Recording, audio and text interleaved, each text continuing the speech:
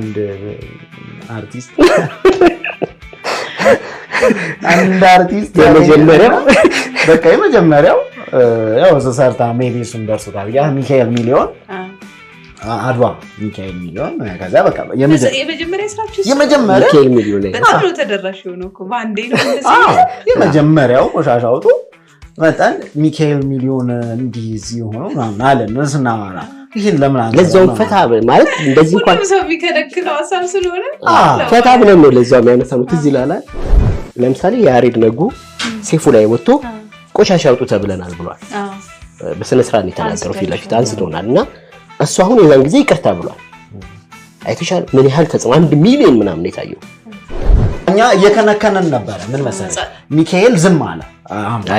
አድዋ ላይ በቃ ዝም አለ ማለት አሁን ለምሳሌ እኛ አንድ ፕሮግራም ሰርተን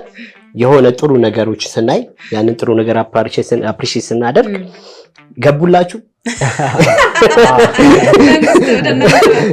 ተገልበጣችሁ ጥሩ ሰው ነበራችሁ ይሉናል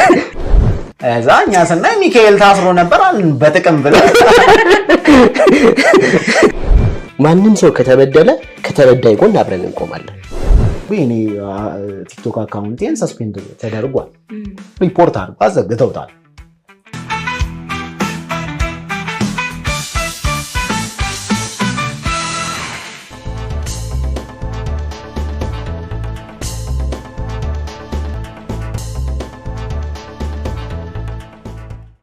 አንድ አርቲስት የመጀመሪያው በቃ የመጀመሪያው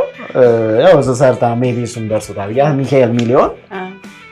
አድዋ ሚካኤል ሚሊዮን ከዛ በቃ የመጀመሪያ ስራችሁ ሚካኤል ሚሊዮን በጣም ነው ተደራሽ ነው እኮ ባንዴ ነው የመጀመሪያው ቆሻሻውጡ መጣን ሚካኤል ሚሊዮን እንዲዚ ሆኖ ምናምን አለን እንስናማራ ይሄን ለምን አንተ ለዛው ፈታ ማለት እንደዚህ እንኳን ሰው ቢከለክለው አሳብ ስለሆነ ፈታ ብለን ነው ለዛው የሚያነሳው ትዝ ይላል ለምሳሌ ያሬድ ነጉ ሴፉ ላይ ወጥቶ ቆሻሻ አውጡ ተብለናል ብሏል በስነ ስርዓት ነው የተናገረው ፊት ለፊት አንስቶናልና እሱ አሁን የዛን ጊዜ ይቅርታ ብሏል አይተሻል ምን ያህል ተጽዕኖ 1 ሚሊዮን ምናምን የታየው እኛ እየከነከነን ነበር ምን መሰለህ ሚካኤል ዝም አለ አድዋ ላይ በቃ ዝም አለ ማለት አሁን ለምሳሌ እኛ አንድ ፕሮግራም ሰርተን የሆነ ጥሩ ነገሮች ስናይ ያንን ጥሩ ነገር አፕሪሺየት ስናደርግ ገቡላችሁ ተገልበጣችሁ ጥሩ ሰው ነበራችሁ ይሉናል እዛኛ ስናይ ሚካኤል ታስሮ ነበር አልን በጥቅም ብለው ማንንም ሰው